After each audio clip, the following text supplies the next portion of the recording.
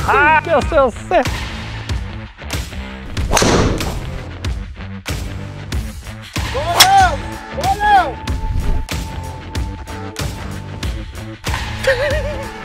Jag kan inte.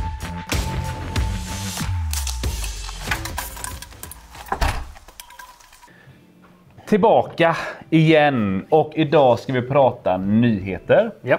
Och det är inte vilka nyheter som helst utan det är framförallt Callaways nyheter bara Callaways nyheter idag. 2025. Exakt.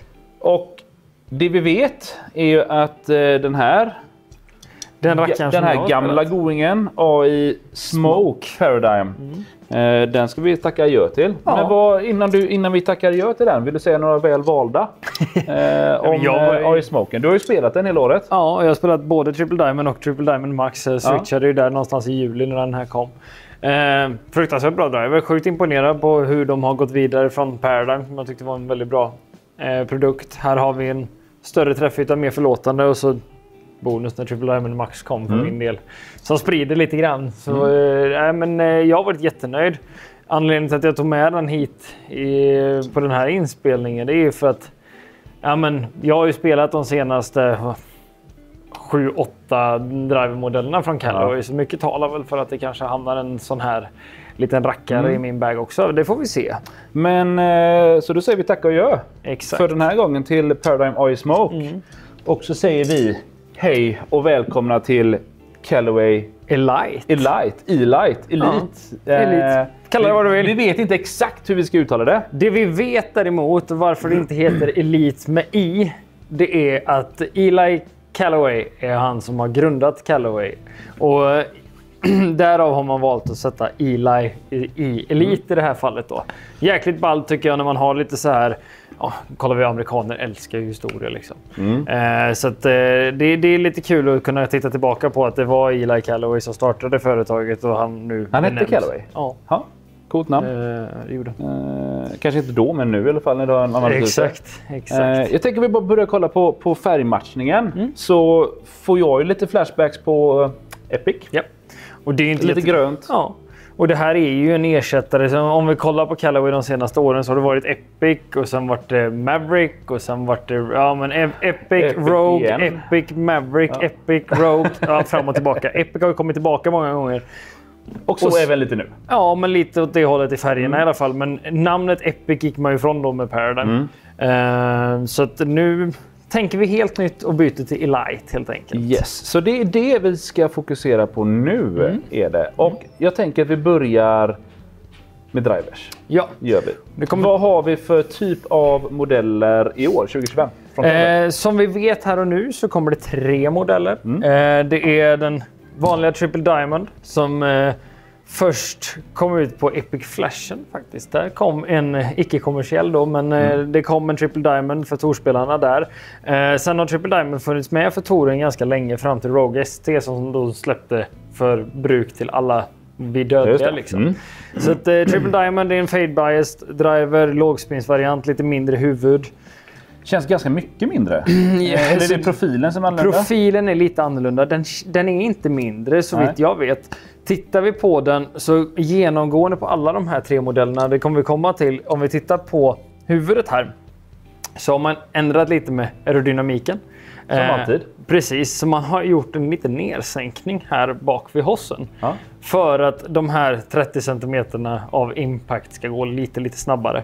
Jag tror att de hävdar att det är typ 1,3 miles per hour högre svinghastighet i en robot. Sen vad det ger för oss, det får vi se. Förlåt, ställer man inte in en robot hur snabbt den ska svinga? Jag frågasätter samma sak. Vi får se vad den här ger oss helt enkelt. Men vi har karbon. Ja, Forged Carbon undersidan. På undersidan, likadant som AI Smoken. Så där hade vi ju, det är ju kolfiberstavar som man pressar ihop för att kunna få den här typen av form på kolfibret dock. Och kollar vi på ovansidan så har vi faktiskt samma typ av karbon i år.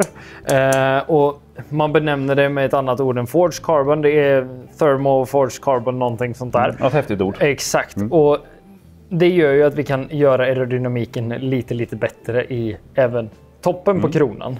Men så vi har karbon på toppen, vi har karbon även här va? Nästan på framsidan. Så det blir en väldigt lätt konstruktion där vi kan placera vikten precis där vi vill. Vi har viktportar bak, vi har viktportar fram. Det hade vi på förra modellen också va? Exakt, och det är samma vikter som sitter på Triple Diamond som det har gjort i de senaste 3 modellerna. 14 och 2 eller 14 2 om man nu vill vända på dem. Och kommer det lägre loft än 9? Jag skulle förmoda att det är en 8, 9, 10,5 som kommer. Det vet jag inte helt säkert, men det skulle jag tro. Och tittar vi då, om vi hoppar vidare, så kan vi faktiskt göra så här. Vi lägger ner den sådär. Så tittar vi. Här ser vi inte skillnad. Precis, så det har inte tittarna sett än. Nej, ingen har sett. Här har vi då Elite, den vanliga Max-modellen som den hette i Oysmoke. Nu heter den bara Elite. Som vi ser, den är ju mattsvart på ovansidan. Sjukt snyggt faktiskt. Så man går ifrån det här karbonlooken på båda två. Den här är väldigt klassisk svart. Ganska lik hur Epic Speed såg ut uppifrån. Ja, just det. Epic Speeden hade lite mer av den här gröna tonen i det, men den här är helt svart. Kollar vi på den vanliga modellen och även X-modellen så ser vi att de är mattsvarta. Men då har den lilla brytningen här också. Exakt. Som hade de i år va? Ja, det hade de. Den har de haft några år nu. Precis. Och tittar man på det även här och med X-modellen så har vi den här lilla nedåtgående profilen här som gör att det går lite snabbare då. Men vi har lite nya viktplaceringar eller sätt att flytta vikter va? De har ju haft en slidingvikt innan. Exakt. Det ser jag inte nu. Nej, och tittar man här så har vi en fysisk vikt som vi kan flytta till en annan viktport. Istället för att nu då ha den här sliden som var ganska krånglig att byta ut. Och alla som har gjort en fitting med mig vet att vi jobbar extremt mycket vikter. Det är vi. Väldigt sällan att vi hamnar på standardvikt. Den slidingvikten har varit ganska krånglig att byta. Det går, men det krävs att någon som mig som gör det ofta gör det. Den här blir ganska enkel att justera. Flyttar vi ner den i hälen, flyttar vi i sweet spot mot hälen, tenderar till att dråa lite mer. Flyttar vi den mot tån så får vi lite mer fade bias helt enkelt. Och här har vi ganska tight mellan de här portarna. Så man kan justera lite grann. Kollar vi på X-modellen däremot så är de här drivarna ganska så lika ovan sett ifrån. Men den här viktförflyttningen på baksidan då, den saknar först och främst den fade-varianten. Och det är en större port här emellan. Sitter närmare hälen, ja precis. Precis, och den flyttas ju då ännu närmare hälen så att vi skapar ännu mer drå. Det jag tycker är väldigt, väldigt positivt med den här, det är att man kan spela en sjukt förlåtande driver, X-modellen kanske lite mer förlåtande än den här, lite högre MOI, utan att göra den draw-biased. Och går vi tillbaka till Paradigm X till exempel, där hade vi en driver som var förlåtande men den var inte jätte-draw-biased. Och så kollar vi på Max Draw då från Oysmoke-serien, var ju extremt draw-biased. Vad är det då som gör att den är draw-biased? Jo, Max D från Oysmoke, väldigt upright. Den här är faktiskt samma live-vinkel som Maxen, som jag har förstått det. Och sen är den här då Triple Diamond 2 flat i förhållande till de här då, så den blir väldigt fade biased. Det går ju att ställa in också och justera lite, för det adaptern är samma, var det ingen adaptern är exakt samma, och där kommer vi bara kunna ställa den upright i förhållande till vad den är, och det är ju sätta den på draw-inställningen då för er som spelar Callaway driver. Ja, men kort och gott det. Sen har vi... Men jag tänker kort och gott då, vi har en Triple Diamond som vi är vana att se från Callaway. Lite mer lågspinnande. Vi tar bort lite mer förlåtelse, kanske för att högre hastigheter, lägre spin. Vi har Core-modellen som egentligen heter ingenting mer än i en E-Lite.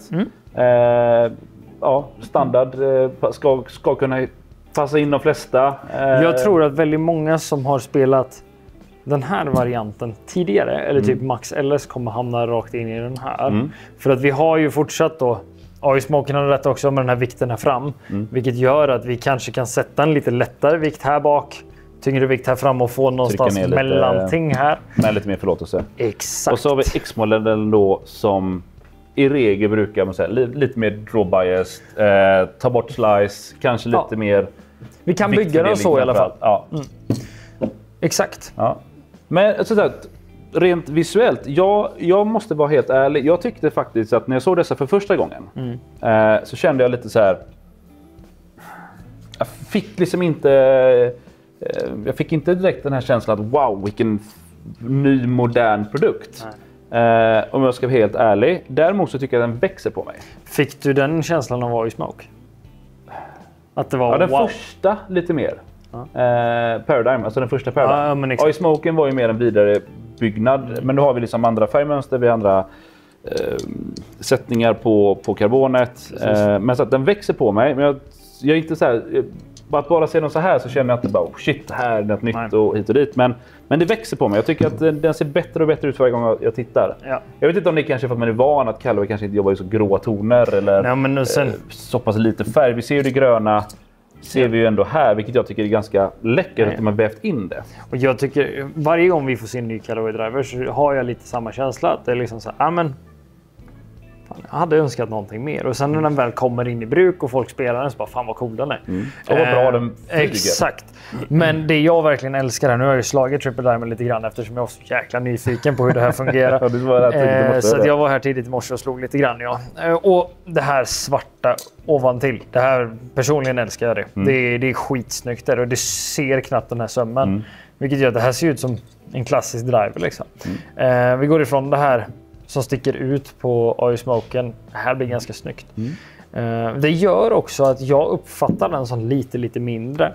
Ja, men det var min känsla också. Exakt. Vilket gör att om man kollar på den driven som jag helst av allt hade velat spela om jag hade haft Torbussen i min trädgård varje dag. Liksom. Ja, har du inte det? Nej. Det finns ju en gammal Paradigm Triple Diamond S som var ett 430-huvud, 420 till och med. Ja. Som var väldigt kompakt. Det påminner faktiskt lite om hur det har sett ut på bilder tycker jag. Nej, extremt imponerande. Men som sagt, här har vi drivers. Det är 3 modeller, 3 olika egenskaper. Vi kan jobba med lite vikter och vi har väldigt mycket karbon. Yep. Det är väl det vi kan sammanfatta. Exakt.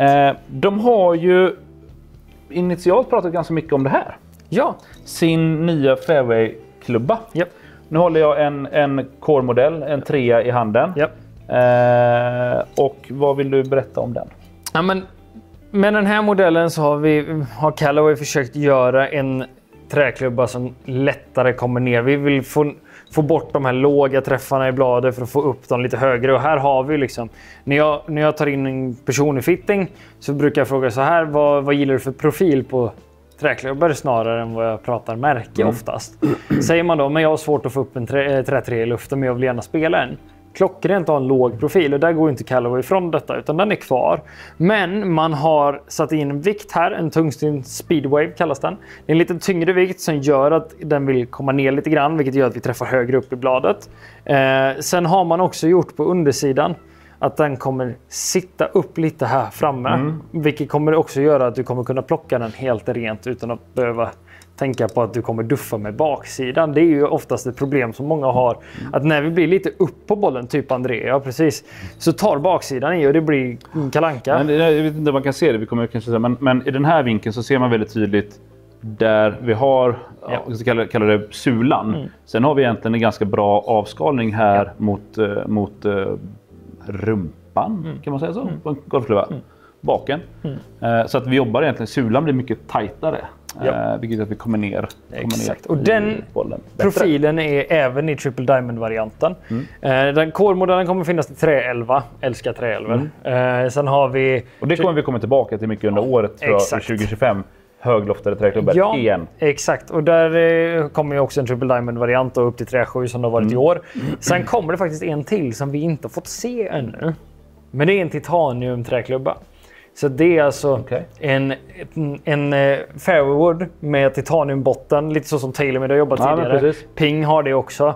En sjukt het variant som flyger högt med låg spin. Den har Triple Diamond-utförandet så den är lite högre i profilen men kommer vara sjukt het och där har vi typ en prislapp på 6 bananer för en sån. Så det är sjukt cool klubba. Och bananer är ju i dagspris på det. Ja. Kort och gott kommer hybrider också. Gör det. Lite skillnad på den också som jag såg i morse som jag inte ens har reflekterat. Du har ganska mycket vikter, viktjusteringsmöjligheter. Vi har långt ut på tå och långt ut på häl. Ja. Och det är ju någonting som jag har förespråkat. Jag har ju min gamla Cobra Kingtech hybrid. Som jag faktiskt kanske inte alltid har i bagen men som jag alltid ändå vill ha nära. För att jag gillar ju den för där har jag 3 viktportar så jag kan flytta ut vikt långt till tå. Framförallt för mig som har en tendens att överrotera huvudet. Här har Callaway byggt in nya portar. Ja, och en hybrid ska funka som en längre järnklubba. Det ska funka som ett alternativ till en järnklubba. När vi nu har viktporten här fram som vi kan sätta den tunga vikten i eller den tunga vikten bak. Normalt sett en hybrid är väldigt draw-biased. Har alltid varit. De går vänster liksom. Kan vi få ut den här vikten här ute så får vi både upp spinnen, höjden och den kommer hålla sig lite mer till höger. Vilket gör att den här kommer kunna spelas av betydligt många fler än vad tidigare modeller har gjort. Och det är bra. Det är jättebra. Sen har vi en sak till som vi faktiskt inte har med oss här idag. För att det finns inte ännu och det kanske kommer något senare. Ja, det vet vi inte. Men vi vet inte det. Det vi vet är att det kommer komma. Ja. Och det är ju faktiskt så här att minidriver är ju någonting som är hett. Ja. Det funkar. Vi säljer en 7 massa minidrivers när de här kommer. Och Callaway kommer ha det inline. Japp, det kommer de. Vad innebär det? Nej, men det innebär kort och gott att vi kommer ha minidriver för fitting och jag är ingen gladare än jag. Det kommer också innebära att den är inte limiterad helt enkelt utan alla kan få tag i en. Och jag tycker att en minidriver är någonting som de flesta bör överväga. Jag kommer förmodligen stoppa den i vägen nästa år. Någon minidriver i vilket fall som helst. Och kombinera med kanske en träfemma eller sådär. Men många som använder träträ som ett alternativ till driven. För många av de kunder jag har kan kanske inte slå en trätrea med 45 grader landningsvinkel och tycka att man mår bra av det. Kan vi få minidriver så har vi större träffyta, vi får högre launch. Det är en klockren klubba. Och det kommer vi få och det är vi tacksamma för. Så där ska jag säga, där Callaway får tummen upp från mig. Oh ja, 5 av 5. Jag själv ville ju spela Callaways minidriver förra året. Jag testade lite grann och sådär. Men så vi hade ju svårt att få tag på dem också. Alla som vi fick in, de gick ju direkt. Ja. Så sett. Men du som har slagit de här lite grann. Vad skulle du säga känsla, ljud, upplevelse? Nu har jag fokuserat mer på den här eftersom jag är egoistisk och vill testa ut den med skärm. Så att jag har fokuserat väldigt mycket Triple Diamond. Jag tycker att den låter lite mer klassiskt. Ja. Det är inte det här det är fortfarande doft men doft på ett annat sätt. Ja. Det påminner kanske lite mer om hur GT-driven låter. Ja. Åt det hållet tycker jag. Och sen tycker jag även att Triple Diamond-varianten i år kommer ut mycket, mycket lägre. Och tittar vi, de har ju glömde vi faktiskt ta upp AI 10X Face. Det är alltså den nya AI-träffytan som är den på AI Smoke var testad utav 50 000 slag för att se vart ska vi sätta sweet spot någonstans och hur många sweet spot kan vi få ut. Den har jag testat 500 000 gånger vilket är då 10 gånger Face. Bra, du har gått i skolan du. Ja, och det man har kommit fram till det är att vi kan placera ännu fler sweet spot över den här. Ja. Och det tycker jag när jag slog den här i morse att det märks. För att jag kunde träffa den ganska så uselt och ändå få... Jag låg någonstans på 172 i ballspeed oavsett hur jag träffade den. Ja. Med det sagt så behöver kanske inte alla de slagen vara helt spikraka. Men ballspeeden är jäkligt konstant på den. Spinnen också faktiskt.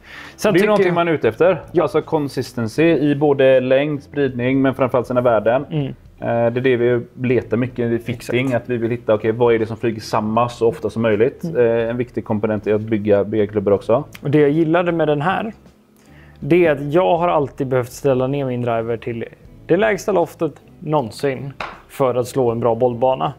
Jag är lite inne på att jag ska plocka den här i 10,5. För att den kom ut så pass mycket lägre än vad jag var van vid.